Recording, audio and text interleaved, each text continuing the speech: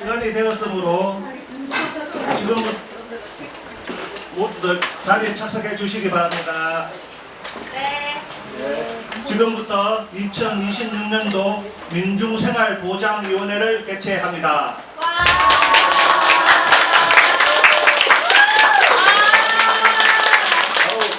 호응에 감사드리겠습니다. 저는 오늘 민생보위 위원장을 맡던 기초생활수급 당사자 모임의 회원 박용수입니다. 우리 민생보위는 수급자 등 빈곤 당사자가 중심이 되어 이루어지는 회의입니다. 빈곤층의 생활은 기초생활보장제도에 큰 영향을 받습니다. 기초생활보장제도, 긴급복지지원제도, 국민취업지원제도 등 80여 개 사회보장제도가 기준중위소득을 바탕으로 보장이 결정됩니다. 보건복지부에서는 중앙생활보장위원회를 통해 기준중위소득을 결정합니다.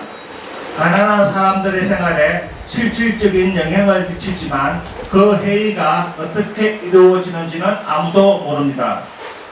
그렇게 결정된 기준중위소득이 생계를 보장하기에 턱없이 부족하다는 것도 문제입니다. 기준중위소득으로 산정된 금액은 실제 중위소득보다 한참 낮습니다. 기초생활보장제도 급여는 기준중위소득의 일정 비율을 지급하는 방식으로 이루어지기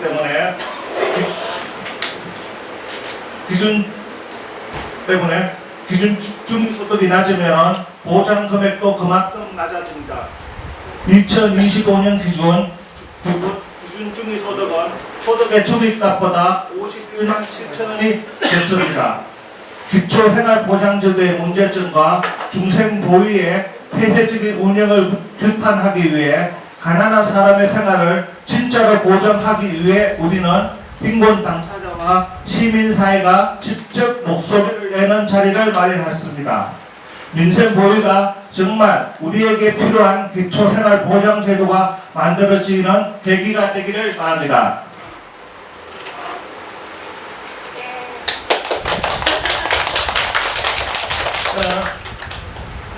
민생보위는 6개의 소위로 구성하였고 9분의 위원님들께서 발언을 하실 겁니다. 중앙생활보장위원회의 문제점을 해결할 열쇠는 우리 민중위원들이 가지고 있습니다. 위원들의 발언을 통해 함께 열어야 할 문제를 알아보도록 하겠습니다. 발언이 끝나면 열쇠는 잘 보이게 밑에는 좀 걸어주시기 부탁드리겠습니다. 그럼 먼저 생계급여소위의 발언으로 시작하겠습니다. 첫 번째 열쇠를 가진 생계급여소위 박영아 위원 발언해 주세요. 네, 안녕하세요. 지금 방금 소개받은 생계급여소위의 박영아 위원입니다. 기준중위소득에 대해서 말씀드리도록 하겠습니다.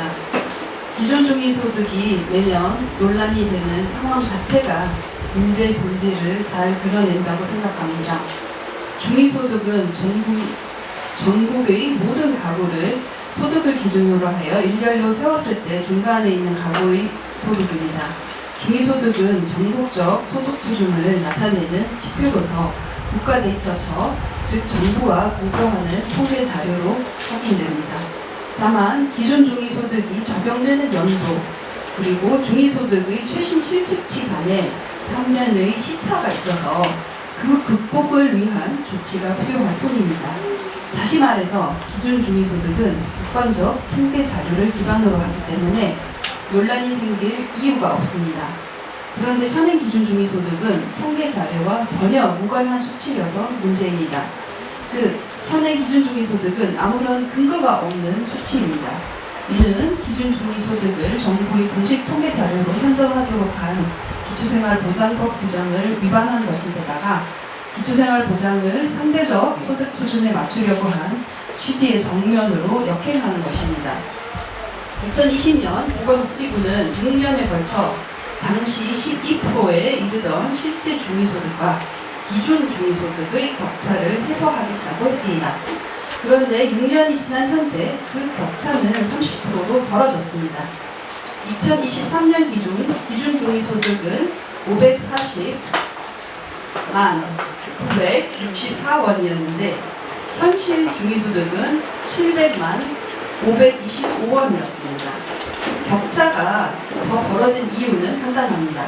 그동안 인상률을 억제하느라 격차 해소를 위해 정한 산정 원칙을 지키지 않았기 때문입니다.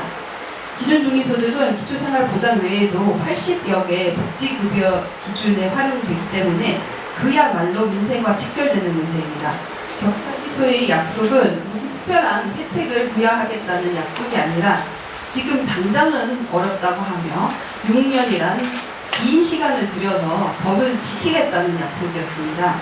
그러나 지금의 상황은 6년 동안 국민을 속인 것과 다를 바가 없습니다. 정부는 당장 실제 통계치를 반영한 기준 중위소득을 산정하여 법 위반 상태를 해소하여야 합니다. 제 의견을 이것으로 마치겠습니다. 네, 말은 잘 들었습니다. 위원님께서는 열쇠를 걸어주시기 바랍니다. 네, 제가 자리에서 붙이겠습니다.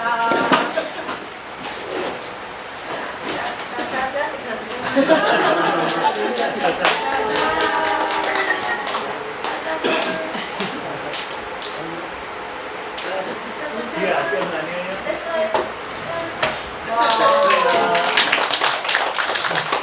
네, 말은 잘 들었습니다. 물가가 무섭도록 오르는 세상에서 기준 중위소득을 바탕으로 이루어지는 각종 급여는 수급자의 실제 생계를 전혀 보장하지 못합니다. 기준 중위소득 현실화가 반드시 필요하다는 점을 다시 한번 확인했습니다. 다음은 생계급여 소위 주변진 의원이 발언이 있겠으나 급하게 수술이 잡혀서 정승철 위원께서 대독하겠습니다. 네, 저는 기초생활 수급 당사자 모임에 함께 하고 있는 성철이고요. 대독하도록 하겠습니다. 안녕하세요. 저는 기초생활 수급 당사자 모임 회원인 추경진입니다. 현장에 참석해 직접 발언해야 마땅하나 갑작스럽게 수술이 잡혀 참석하지 못하게 되었습니다. 양해 부탁드립니다. 저는 약 7년 전부터 가계부를 작성하고 있습니다. 수입이 적을수록 더 잘 계획해서 지출해야 하기 때문입니다.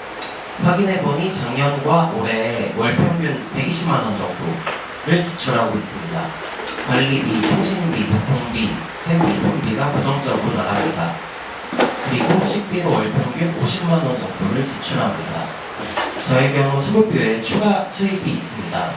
제가 중증장애인이기 때문에 나오는 장애인연금과 공공일자리에 참여하고 받는 임금이 수급비 외에 85만원 정도가 됩니다. 결과적으로 보면 비장애인 1인 가구 수급자보다 2배의 수입으로 한 달을 살아가고 있는 것입니다. 때문에 부족하나마 남에게 손 벌리지 않고 살아갈 수 있습니다. 누군가는 추가로 40만원을 받기 위해 한 달 내내 일하냐고 물을 수 있습니다. 하지만 수급자들에게 40만원은 굉장히 큰 금액입니다. 만약 제가 생계급여만으로 한 달을 살아야 한다면 어떨까 생각을 해보았습니다. 가장 먼저 사회생활은 포기해야 할 것 같습니다. 누군가와 밖에서 만나는 게 부담스러울 수밖에 없습니다. 상대가 밥을 사면 나도 한번 사거나 최소한 커피나 빵이라도 사야 하는데 생계급여만으로는 불가능할 것입니다. 결혼식이나 장례식 같은 곳에도 돈이 없어서 마음을 전하지 못할 것입니다. 그래서 저는 현재 생계급여만으로 한 달을 살라는 건 사회와 철저히 단절한 채 혼자 살다 죽으라는 말로 들립니다. 또 한편으로 다가오는 위험에 대비할 수 없을 것 같습니다. 저는 한 달에 30에서 40만원 정도를 저축하고 있습니다. 전동휠체어 교체 등에 들어가는 비용이나 임대아파트 재계약 시 오르는 보증금과 같이 예측 가능한 지출을 감당하기 위함입니다. 또 가전제품이 고장나서 고치거나 가구를 새로 구입해야 하는 상황이나 병원비와 같이 예측 불가능한 위험에 대비하기 위함이기도 합니다. 이번에도 MRI 비용으로 40만 원을 지출했고 수술비가 얼마나 더 나올지 모르는 상황입니다. 근래 몇 년 사이 물가가 크게 올랐습니다. 시장이나 슈퍼에 가도 편하게 물건을 고를 수가 없습니다. 물건을 담았다 내려놓기를 반복합니다. 8,000원이었던 국밥이 12,000원이 되기도 했습니다. 하지만 생계급여 인상 수준은 물가조차 따라가지 못하고 있습니다. 수급자가 아닌 사람들도 먹고 살기 어렵다고 하는데 수급자들의 마음과 실제 생활은 어떠한지에 대해서 책임 있는 사람들이 일말의 고민이나 하고 있을지 진심으로 궁금합니다. 기초생활보장제도가 법에서 정하고 있는 건강하고 문화적인 삶, 인간다운 삶을 보장하기 위해서는 생계급여가 최소 100만 원 이상은 되어야 한다고 주장하고 싶습니다. 이상입니다.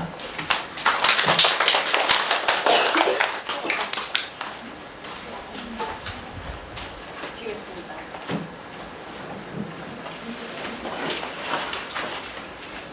저기를 향하게 이렇게 예.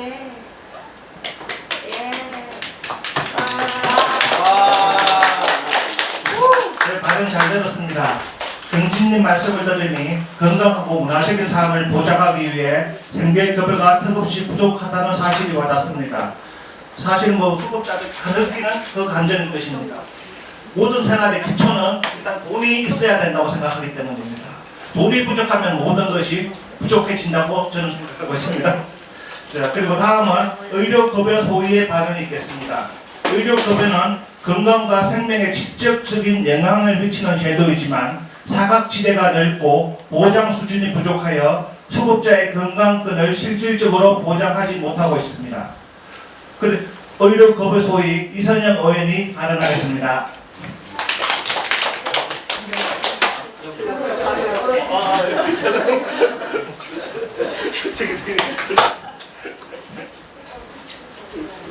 안녕하세요. 의료급여 소위 이선영입니다. 올해는 제4차 의료급여 기본계획을 수립하는 해입니다.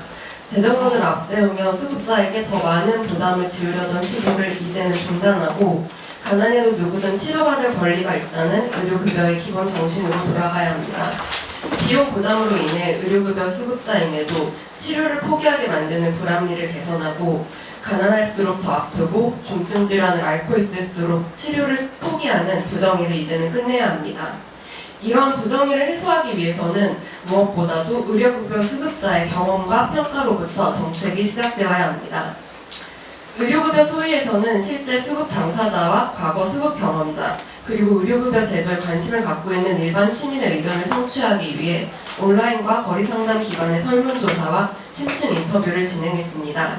그리고 이를 통해 의료급여 사각지대 해소와 의료급여 보장성 강화가 절실하게 필요하다는 점을 다시 한번 확인할 수 있었습니다. 설문조사와 심층 면담을 통해 부양의무자 기준으로 의료급여에서 탈락하는 경우에 대한 의견이 다수 제시되었습니다. 부양가족이 있어 의료급여에서 애초에 탈락한 경우, 그리고 부양가족의 소득 변동에 따라 수급이 중단된 경우 등 다양한 고충을 청취했습니다.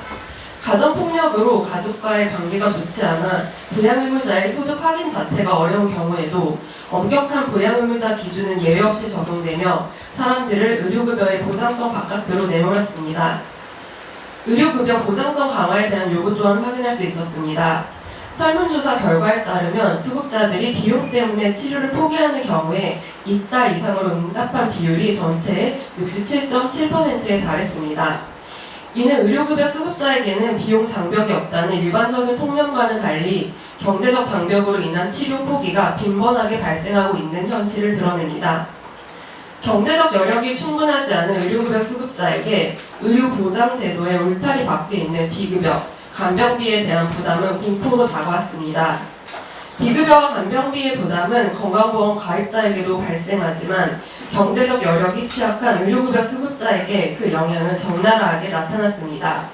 특히 치과 영역의 미충족 의료로 인한 고통을 호소하는 응답이 압도적으로 많았습니다.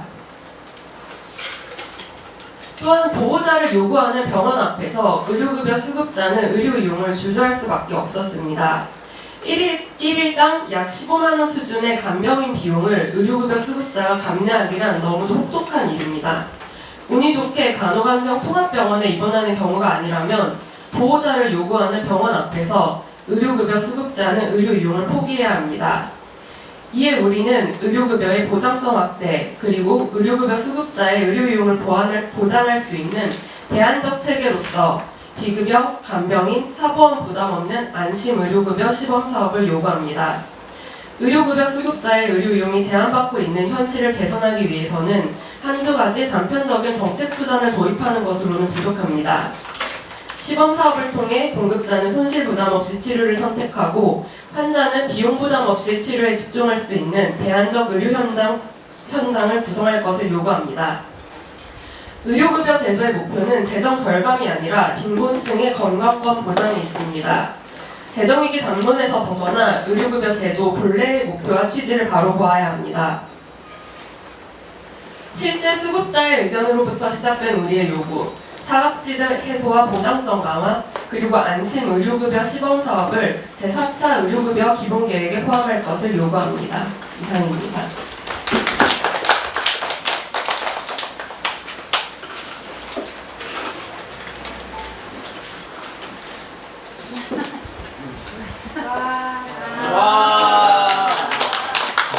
네, 발언 감사합니다. 의료급여 사각지대 해소를 위한 안심의료급여 보장성 확대가 꼭 필요하다는 사실을 확인할 수 있었습니다. 네, 작년인가요? 갑자기 헷갈리는데 의료부 계약을 우리가 저지했지 않았습니까? 정률제 바꾸자 하는 말도 안 되는 엉터리 소리. 우리가 수급자라서 병원을 자주 이용한다는 그 말도 안 되는 엉터리 논리로서 우리 정률제로 바뀐다 하는 우리들의 힘으로써 계약을 저지했습니다. 말로 우리가 병원 자주 간다. 저 같은 경우만 딱 한 가지만 예를 들겠습니다. 제 작년에 병원을 제가 감기 때문에 간 적이 있었어요. 갔는데 사실 단순한 감기 같으면 그냥 감기약만 처음 받고만 되는데 거기서 뭐 코로나 검사, 독감 검사에도 비급여 항목을 2만 몇천 원 요구하더라고요. 안 할 수가 없었죠. 하고 나왔습니다. 그리고 다음부터 감기가 걸리면 병원을 가지 않고 그냥 약국에서 그냥 약을 사 먹고 맙니다. 그게 싸게 치니까요. 사실 수급자들이 다 그렇습니다. 그런데 이거는 엉터리, 어디서 갖고 왔는지는 모르는 엉터리 예시를 가지고 우리 수급자를 매도하는 행위 좀 중단했으면 좋겠습니다. 다음은 주거급여 소위의 발언이 있겠습니다. 주거급여 소위 차재설 위원이 발언하겠습니다.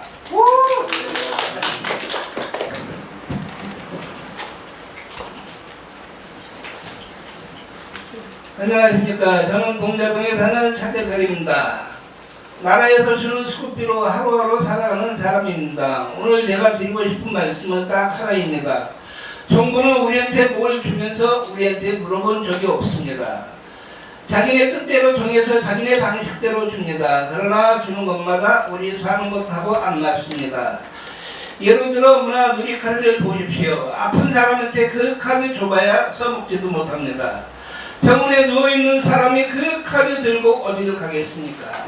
우리가 어떻게 사는지 한 번이라도 물어봤으면 어떻게 안 만들었을 겁니다. 현찰과 통장에 넣어주면은 각자 자기 형편대로 씁니다. 그런데 왜 현금으로는 못 줍니까? 수급자는 돈을 쥐어주면 안 되는 사람입니까? 정부가 뭘 주려거든 자기네 뜻대로만 하지 말고 쓰는 사람 생각을 해야 합니다. 주거급여도 똑같습니다. 생계급여 따로, 주거급여 따로 나라가 용도를 다 정해서 갈라주니 주거급여는 우리 손을 거치지도 못하고 고스란히 방세로 집주인 주머니에 들어갑니다. 집주인은 다 쓰러져가는 방 하나 고쳐주지도 않으면서 그 돈으로 호화생활을 합니다. 우리는 거꾸로 당했습니다.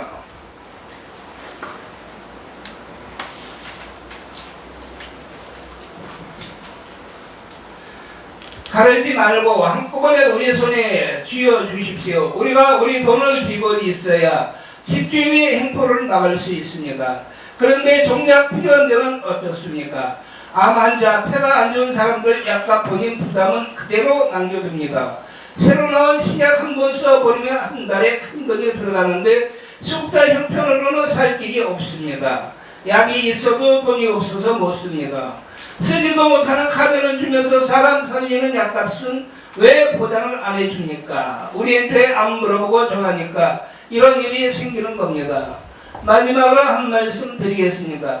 우리가 뭐가 필요한지는 우리가 제일 잘 압니다. 그런데 내년 우리 살림을 정하는 중앙생활정보위원회에서는 수급자가 한 명도 없습니다. 문을 닫아놓고 회의록도 안 남깁니다. 물어보십시오. 문을 여십시오. 수급자를 그 자리에 앉히십시오. 쓰는 사람한테 묻고 정해야 그저 사람 사는 제도입니다. 들어주셔서 감사합니다.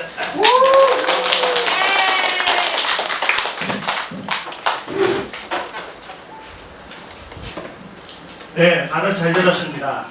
쪽방 월세는 집 주인의 재량으로 따라 정해지는 경우가 많습니다. 주거급여 금액이 올라가면 월세 역시 올라가기 때문에 주거급여가 지급되더라도 이는 고스란히 월세로 나가는 일이 비일비재합니다. 수급자에게 진짜 필요한 정책을 내놓으라는 내용으로 발언해 주셨습니다. 또한 문화놀이 카드 이야기도 말씀하셨지만은 정부에서는 해마다 수십 가지의 바우처를 만들고 있습니다. 그러나 그 중에서 우리 수급자들한테 해당되는 바우처는 제가 알기로는 에너지 바우처밖에 없는 것 같습니다. 나머지 바우처를 사용하고자 한다면 뭐 스포츠 바우처, 숙박 바우처, 관광 바우처 뭐 등등 많이 있지만은 그것을 사용하고자 한다면 그에 해당한 몇 배의 돈이 더 들어가기 때문에 우리 수급자들한테는 꿈 같은 바우처입니다. 그런 쓸데없는 바우처 수급자들한테 자랑 좀 하지 마십시오. 다음은 주거급여 소위 박영심 의원이 발언하겠습니다. 안녕하십니까. 현장에서 주거위기 가구를 가장 가까이에서 만나고 있는 주거복지센터 사회복지사입니다. 대한민국이 부유국 반열에 올랐다고 하지만 현장에서 만나는 가난한 이웃들의 주거권은 오히려 뒷걸음치고 있습니다. 서울 소규모 단칸방 월세가 평균 60에서 70만 원에 육박하는 시대에 법이 정한 숫자와 기준에 가로막혀 삶의 벼랑 끝에 내몰리는 현장의 목소리를 전달하고자 나왔습니다. 약속했던 중위소득 50%를 즉시 이행하십시오. 정부는 2023년 제3차 기초생활보장 종합계획에서 주거급여 선정 기준을 기준 중위소득 50%까지 단계적으로 상향하겠다고 약속했습니다. 그러나 3년이 지난 지금도 기준선은 여전히 48%에 묶여 있습니다. 최근 전세임대 입주자로 선정된 50대의 한 아저씨께서는 건설 일용직 노동자 일용 아르바이트로 단 몇만 원의 소득이 더 잡혔다는 이유로 주거급여에서 탈락됐습니다. 기계적인 기준선 초과로 당장 이번 달 월세를 감당하지 못해 다시 길거리로 쫓겨날 위기에 처했습니다. 주거급여 인정 범위에 관리비 및 광열비를 즉각 포함하십시오. 현행 주거급여는 오직 순수 월세만 보조할 뿐 주거 유지에 필수적인 관리비와 광열비는 철저히 애면하고 있습니다. 거동이 불편한 한 어르신은 편의시설이 갖춰진 재개발 공공임대주택에 당첨되었어도 관리비를 내면 식비조차 남지 않아 입주를 포기했습니다. 또 다른 주민은 월세 외에 12만 원의 관리비를 낼 길이 없어 임차료와 관리비에 밀려 퇴거 위기에 놓였습니다. 공공임대에 당첨되어도 높은 관리비 때문에 식비를 줄이고 고립되어 결국 쫓겨나는 서글픈 실상입니다. 수선유지급여 한도를 현실화하십시오. 자가가구 수급자를 위한 수선유지급여는 일률적인 금액 한도 때문에 도배나 장판만 겨우 바꾸는 땜질식 처방에 그치고 있습니다. 특히 중위소득 40에서 48% 구간의 가구는 수선비 지원금이 삭감되어 수십만 원에서 몇백만 원까지는 자기 부담금이 발생합니다. 극빈층에 가까운 이들에게 사실상 집수리를 포기하라는 소리와 다름없습니다. 복지는 탁상 및 서류나 통계가 아니라 사람이 살아가는 최후의 보루여야 합니다. 중앙생활보장위원회가 현장의 절박한 삶을 반영하는 용기 있는 결단을 내려주시기를 간곡히 부탁드립니다. 이상입니다.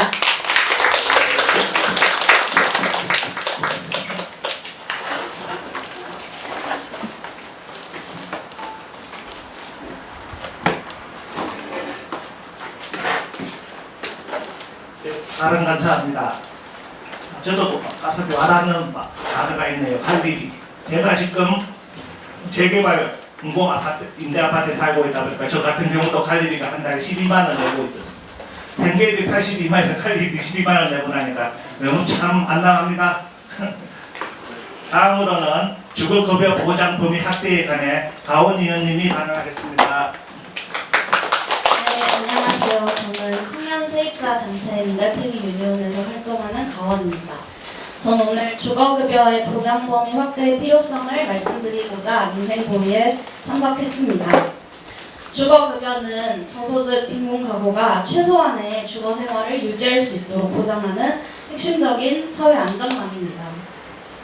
앞서 박영식 위원님께서 말씀해 주신 것처럼 지금 주거급여 선정 기준은 24년도 이후 기준 중위소득 48%에 머물러 있습니다.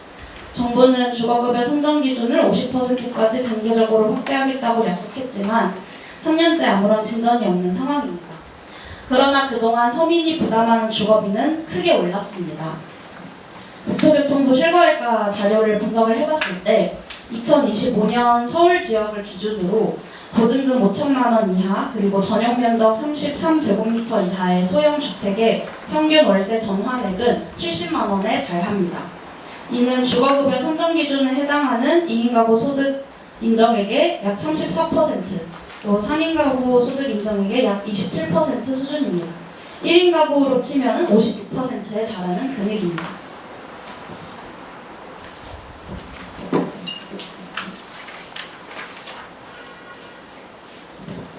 보통 주거비가 소득의 30%를 초과하면 주거비 과부담 가구로 봅니다.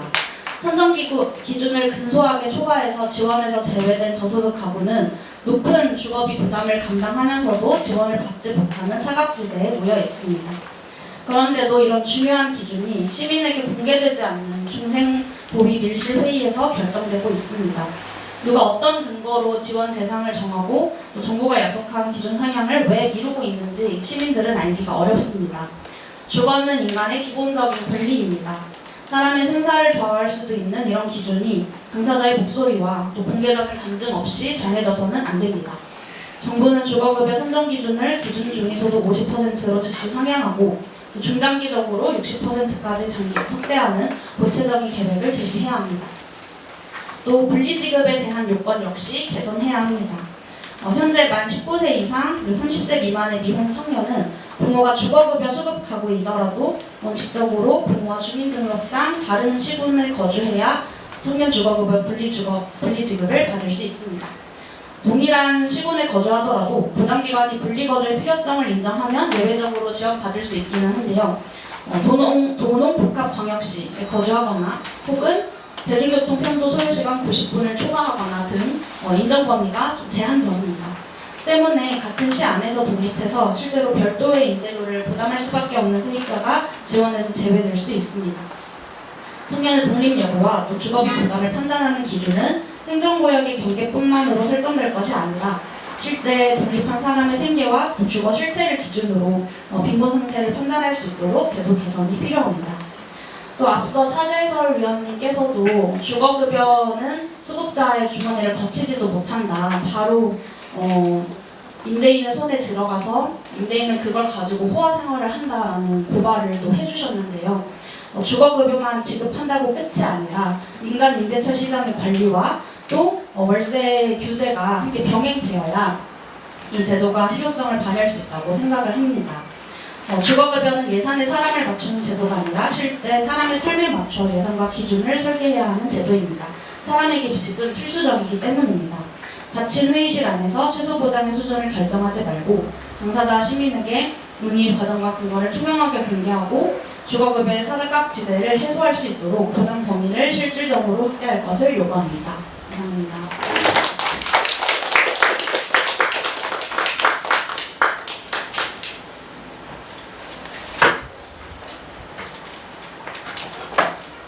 네, 발언 잘 들었습니다. 한국의 주거비 부담이 살인적인 수준에 이르는 만큼 주거급여 산정 기준 상향과 보장 범위 확대가 반드시 필요하다고 여겨집니다. 그보다 앞서서는 공공임대주택의 확대가 우선되어야 된다고 생각합니다. 다음은 부양 의무자 기준 폐지에 관한 요구입니다. 정부에서는 부양 의무자 기준이 폐지되었다고 호도하지만 생계 및 의료급여에서는 사실상 부양 의무자 기준이 작동하고 있습니다. 이로 인해 복지 사각지대가 발생합니다. 부양 의무자 기준에 관해 오영철 의원이 발언하겠습니다.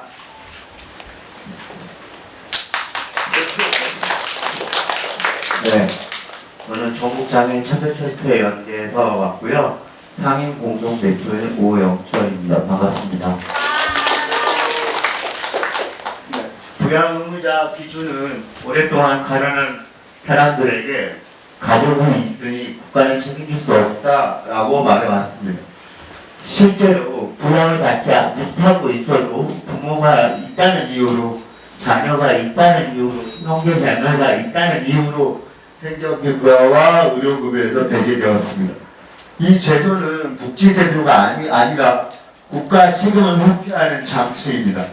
그리고 장애인에게 이 제도는 더욱 잔인했습니다. 장애인은 장애로 인해 의료비, 활동지원, 보조기기, 교통비 등 비장애인보다 훨씬 많은 추가 비용을 감당하며 살아갑니다. 그럼에도 국가는 장애인을 독립된 시민으로 보지 않습니다. 성인이 된 장애인조차 부모의 재산을 기준으로 생존을 판단했습니다. 가족이 있으니 가족이 책임져라. 이 한마디는 수많은 장애인들을 빈곤 속에 가두었고 부모에게 평생 미안함을 안겨주었으며 가족 전체를 함께 가난하게 만들었습니다. 하지만 우리는 분명히 말합니다. 장애인은 가족의 부양의 대상이 아니라 권리의 주체입니다. 장애인의 생존권은 부모의 재산을 결정되어서는 안 됩니다. 장애인의 의료권은 자녀의 소득으로 결정되어서도 안 됩니다. 국민기초 생활보장제도는 헌법이 보장하는 인간다운 생활을 실현하기 위한 사회보장제도입니다. 그렇다면 국가가 판단해야 할 것은 가족의 통장이 아니라 당사자의 삶입니다. 국가는 가족의 책임을 계산할 것이 아니라 장애인과 빈곤 당사자가 인간답게 살아갈 수 있도록 필요한 소득과 의료를 책임져야 합니다. 오늘 포스터에 복지 사각지대와 불평등 해소를 위해 민생 도의를 열자라고 적혀 있습니다. 그리고 그 요구사항에는 분명히 담겨 있습니다. 기준 중위소득 현실화, 부양의무제 완전 폐지, 의료급여 사각지대 해소, 주거급여 보장 확대, 중앙생활보장위원회 개방, 이 5가지는 서로가 떨어질 요구가 아닙니다. 부양의무자 기준이 남아있는 한 의료급여 사각지대는 사라질 수 없습니다. 기준 중위소득 현실화가 되지 않는 한 빈곤은 계속 확대될 것입니다. 그리고 중앙생활보장위원회가 비공개로 운영되는 한은 당사자의 목소리는 계속 배제될 것입니다. 그래서 우리는 요구합니다. 중앙생활보장위원회의 회의록을 국민에게 공개하십시오. 그리고 무엇보다 부양 의무자 기준을 완전히 폐지하십시오. 가난은 개인의 잘못이 아닙니다. 장애는 가족이 감당할 책임이 아닙니다. 생존은 가족의 능력이 아니라 국가가 책임져야 합니다. 오늘 우리 빈곤사회 연대와 함께 외칩니다. 더 이상 가족에게 생존을 맡기지 마십시오. 더 이상 장애인에게 가족의 손을 빌리라고 강요하지 마십시오. 더 이상 가난한 사람들에게 가족관계를 증명하고 요구하지 마십시오. 국가는 국민의 생존을 책임져야 합니다. 그것이 국민기초 생활보장제도의 존재 이유이며 사회보장제도의 존재 이유이며 민주주의 국가의 최소한의 책무입니다. 전국장애인 차별철폐연대는 빈곤사회 연대와 모든 가난한 사람들과 함께 부양의무자 기준 완전 폐지되고 누구도 가족 때문에 빈곤으로 내보내지 않는 사회, 장애인이 지역사회에서 존엄하게 살아갈 수 있는 사회를 만들기 위해 끝까지 연대하고 투쟁하겠습니다. 감사합니다.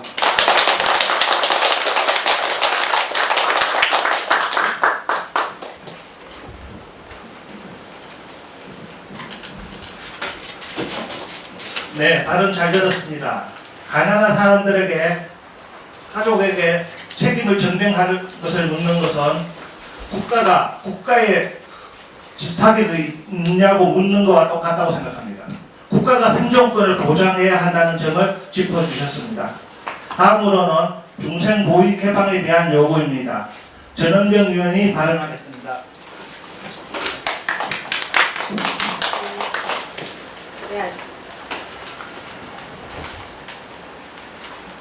네, 안녕하세요. 참여연대 사회복지위원회에서 활동하고 있는 전은경입니다.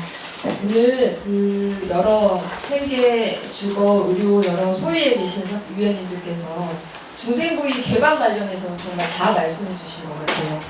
다시 한번 그렇지만 우리가 중생보위가 지금 제 역할을 하고 있는지 문제는 무엇인지에 대해서 다시 한번 따져보려고 합니다. 중생보위 회의는 아시겠지만 민실에서 진행되고 있고 어떤 정보도 투명하게 공개하지 않고 있습니다. 시민의 복지선을 정하는 중요한 사회적 합의 기구임에도 불구하고 중생보위나 소위원회에 논의 중인 안건이나 회의 자료, 속기록, 회의록 모두 최종 의결까지 비공개에 붙여집니다. 국민들이 알 수 있는 것은 고작 내년도 기준중위소득이 몇 프로 인상되었다라는 단편적인 결과뿐입니다. 정보 공개 청구를 해도 마찬가지입니다. 향후 해당 업무의 공정한 수행에 지장을 줄 수 있다. 이런 이유로 매번 거절을 당합니다. 지난 76차 회의부터 주요 발언들이 정리되고 있긴 하지만 이 기록만으로는 발언의 주체도, 시간의 흐름도, 정확한 의견 분포도 확인할 수가 없습니다. 다른 정부위원회와 비교했을 때도 매우 이례적입니다. 국민연금법이나 다른 국민연금 심의위원회 또 다른 여러 위원회들은 그 시행령이나 시행규칙에 회의록 작성 및 열람에 관해서 명시하고 있습니다. 그리고 회의도 개방하고 있습니다. 그런데 이렇게 큰 영향을 미치는 중생보위만 속기록 작성 의무 회의에 포함되어 있지 않습니다. 또한 공공기록물 관리에 의한 법에 따르더라도 이 차관급 이상의 주요 지기자를 구성원으로 하여 운영하는 회의나 개별법 또는 특별법에 따라서 운영하는 위원회의 회의는 당연히 회의 내용이 성실하게 작성이 되고 기록이 되어야 됩니다. 안 되고 있는 거죠. 중생보위만. 그리고 중생보위는 시민복지 기준선을 정하는 중요한 사회적 합의 기구임에도 불구하고 빈곤 당사자의 참여를 제한하고 있습니다. 일단 위원회 구성이 너무나도 문제가 많습니다. 지금 보건복지부 장관을 위원장으로 해서 당연직 6인과 위촉직 10인 해서 총 16인으로 구성되어 있는데요.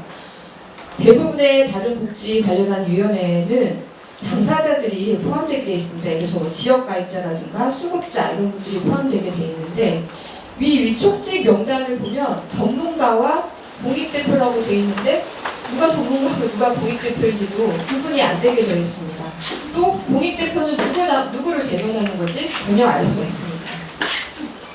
이렇게 수급받는 당사자를 완전히 배제한 채 공무원들과 그리고 일부 전문가들에 의해서 기준중위 소득이 결정되는 게 정말 문제라고 생각합니다.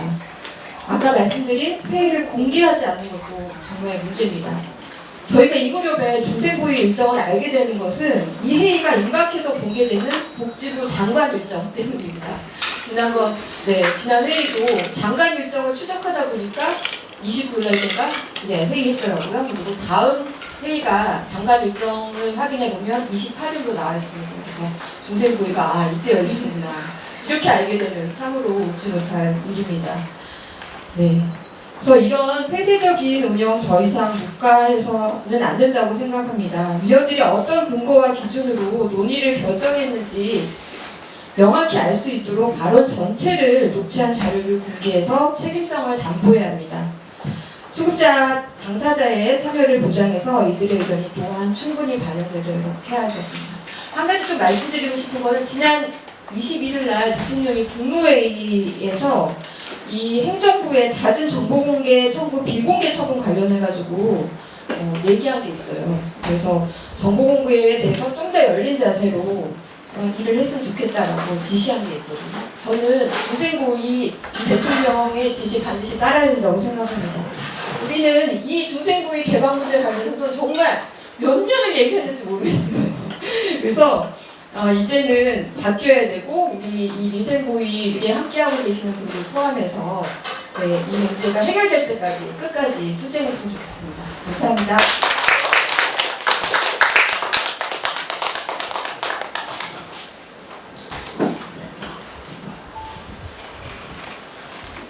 네, 말을 잘 들었습니다. 중생보위의 비공개 운영과 빈곤 당사자의 목소리를 제한하는 폐쇄적인 운영은 정말 문제가 되는 지점입니다. 우리가 이렇게 민생보위를 여는 핵심적인 이유 역시 중생보위의 문제점을 짚기 위함이고요. 또한 나머지 위원들 분의 발언에서도 나타났듯이 중생보위의 비공개는 정말 큰 문제라고 생각합니다. 다른 것보다도 중생보위가 개방이 되어야지만이 어느 정도의 우리가 발언을 할 수 있으면서 우리의 수급 당사자들의 처우가 더 개선될 거라고 생각합니다. 마지막으로 복지예산 재정 확대를 위해 김상원 위원의 발언이 있겠습니다.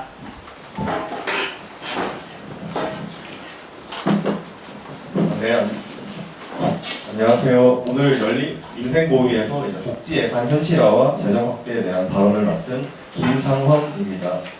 법률가로서 복지제도를 들여다보고 있으면 참 혼란스럽습니다. 법 문헌만 뜯어봐서는 이 제도가 현실에서 어떻게 굴러가는지 도무지 알 수가 없기 때문입니다. 그 중에서도 가장 혼란스러운 개념을 하나 꼽자면 단연 기준중위소득입니다. 국민기초생활보장법은 기준중위소득은 통계청이 공표하는 통계자료의 중간값에 기반한다고 규정하고 있습니다. 이는 빈곤선의 기준선을 국가의 예산 사정이 아니라 객관적 통계에 묶어두겠다는 취지입니다. 하지만 현재 이 통계적 개념은 더 이상 통계적 개념이 아니라 조작적 개념입니다. 국가가 공식적으로 발표하는 2025년 가계금융복지조사 1인 가구 실질 중위소득은 290만 9천 원인데 반해 기준 중위소득은 239만 2천 원입니다. 약 21.6%에 달하는 격차가 존재하는데 이 정도라면 더 이상 통계적 개념이 아니라고 판단할 수 있습니다. 우리가 이 21.6%의 격차를 메우고 복지 예산을 현실화하라고 요구할 때마다 한 번 복지 지출을 늘리면 다시는 돌아갈 수 없다라고 주장합니다. 기준 중위소득을 실제 통계 수준으로 올리면 국가 재정에 감당할 수 없는 영구적인 타격을 입는다는 공포감을 조성합니다. 하지만 기준 중위소득을 통계에 맞게 조정하는 것은 빈곤층에게 어떤 혜택을 새롭게 얹어달라는 복지의 징대가 아닙니다. 법률이 애초에 의도했던 대로 되돌려놓는 기준의 정상화 작업일 뿐입니다. 정상화를 요구하는 목소리를 영구적 복지 증대 요구라고 매도하지 말아주시기 바랍니다. 예산 부족이라는 명분마저 지금은 힘을 잃었습니다. 정부는 최근 역대 최대 수준의 세수를 기록하였습니다. 지금이 바로 기준 중위소득의 정상화를 할 적기입니다. 첨단 산업을 육성하고 대규모 인프라를 짓는 것은 물론 중요합니다. 하지만 국가 공동체를 지탱하는 가장 핵심적인 인프라는 바로 사람입니다. 법률의 취지에 따라 기준 중위소득을 즉각 정상화해 주시기 바랍니다. 나아가 사람이 사람답게 살 수 있도록 복지 예산 및 재정을 확대해 주시기 바랍니다. 감사합니다.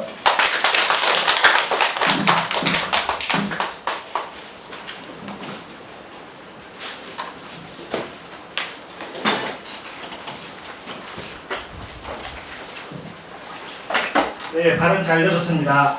기준 중위소득 현실화는 말 그대로 복지 예산 수준을 현실 상황에 맞게 조정하라는 요구입니다. 복지 예산 조정을 통해 기초생활보장제도의 목적인 인간다운 생활보장이 이루어져야 하겠습니다. 또한 대한민국은 전 세계에서 GDP가 10위권 안에 들어가고 있는 나라인데 복지 예산 수준은 과연 10위권에 맞는 적정한 수준인지 묻고 싶습니다. 우리는 오늘 민생 보위를 통해 이러한 내용을 요구합니다. 첫째, 기준 중위소득 현실화. 둘째, 건강하고 문화적인 삶. 셋째, 의료급여 튼튼하게. 넷째, 적절한 집을 모두에게. 다섯째, 전월세 걱정 타파. 6째, 월세 넘어 주거권. 7째, 부양 의무자 기준 완전 폐지. 8째, 중생 보육 개방. 9번째, 빈곤 문제 해결의 재정 확대. 총 9가지를 요구합니다. 가난한 사람들의 삶을 정말로 보장하기 위해 무엇보다 중요한 것은 중생 보위가 대중에게 투명하게 공개되는 것입니다. 구호 한번 외쳐보겠습니다. 마지막 4글자를 3번 반복해 주시기 바랍니다.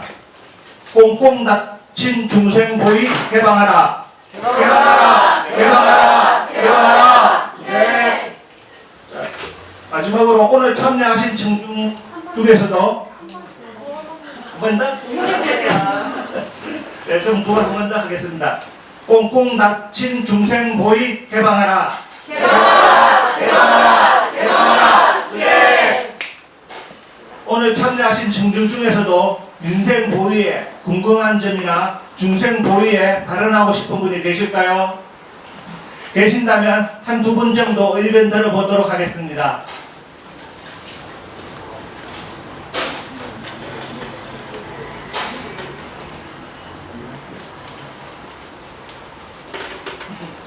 궁금한 점 없으십니까?